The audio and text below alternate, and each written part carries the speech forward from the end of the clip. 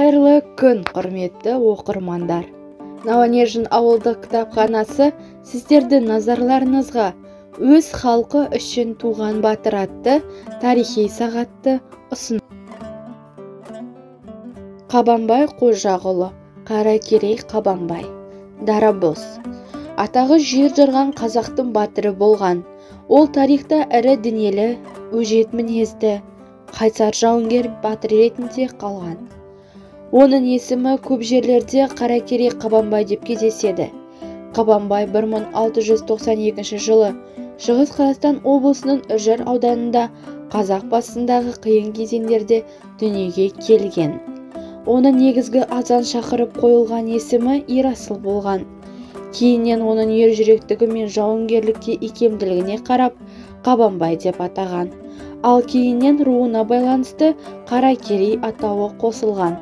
Өзі Найман тайпасы ішіндегі Қаракерей руының бай жігіт тармағынан шыққан.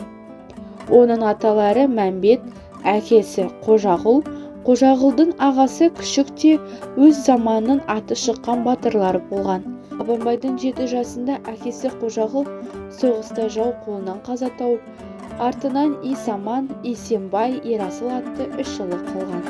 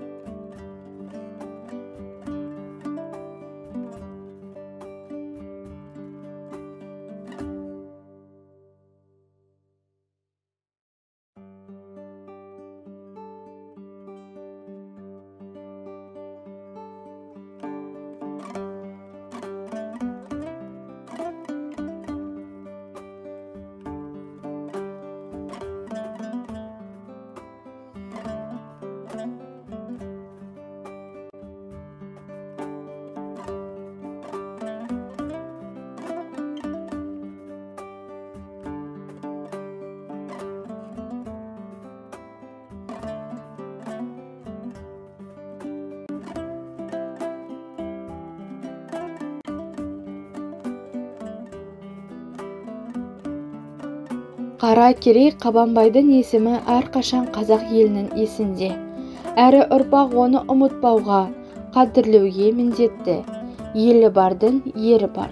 Сонау тарбағатайда, тау мен тастың қиырында ата жауын қасқая қарсы алып, кеудесін оққа төсе байқасып, енку жер шалып, егеулі найза қолға алды. Жұртымен бірге қабырғасы қайысты. Бүгіндері Қаракерей Қабанбай батырдың кесенесі осы өңірдегі ең биік жотадағы асқақтап тұр. Көне Ақмола, Жаңа Астана ашық күндері алақандағыдай көрінеді.